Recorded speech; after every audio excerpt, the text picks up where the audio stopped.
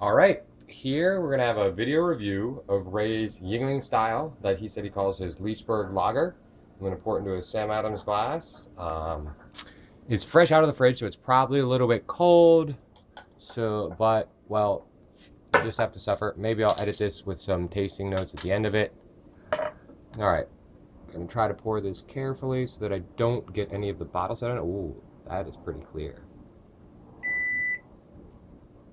Nice foamy head already.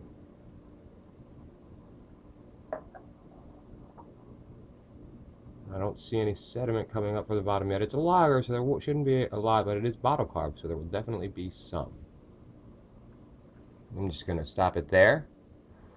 If I'd poured differently, I certainly could have gotten more head. That is very clear. I can see the texture of the countertop behind it, although there is some condensation forming on the glass. Let's see what it smells like. Not a lot of aroma, but again, it's cold from the fridge. Let's warm it up a little, see if that helps. Well, I just tried to inhale some with my nose, like I'm drinking in the Steve Martin remake of Cyrano de Bergerac. Roxanne, that's what it was. All right, now that I've inhaled some of the beer, I'll taste it. It does have a bit of a malty nose though when you sniff it up your nose.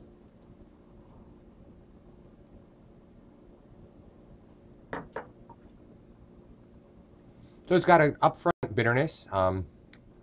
Seems a little stronger than Yuengling's bitterness. By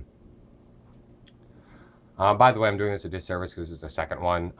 Maybe I'll edit together the first attempt from the other one that he sent me because it had much thicker, foamier head and was actually very meringue-like, much better than Yuengling. Although with this pour, that head looks a lot more like Yuengling's. It dissipates in an instant.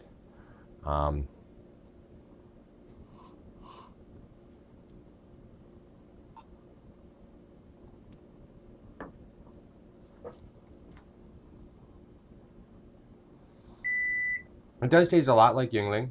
I'm not tasting any diacetyl at all. It does seem a little bit more bitter than Yuengling. I would maybe, ooh, look at that lacing. Yuengling doesn't have that, that's for sure. I would maybe cut back on the bittering addition a little bit. Otherwise, taste is great. If you like it like this, keep it that way. I get a really faint, subtle fruitiness that I don't get in Yuengling. Lager yeast sometimes produce this weird fruitiness. It's different than the esters that are produced by ales. It could be just a touch of that. And I haven't exactly figured out how to get away from that yet.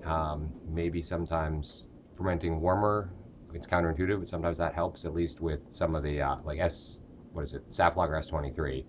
This I know is a liquid yeast. And he did a big starter. It is a great beer, Ray. I could drink this all day. The color is great. Clarity is great as well. It's not quite spot on for Yuengling, but it is a damn fine beer. A little more bitter than Yuengling. That's not a bad thing. That's entirely, what your personal preference is. If you do want a little more like Yuengling and want more BMC drinkers to like it, if you cut down on the bittering hops, I think you'll get a little more better reception. But as it is now, it's great. Thank you very much. And I'm just going to enjoy the rest of it without analyzing it.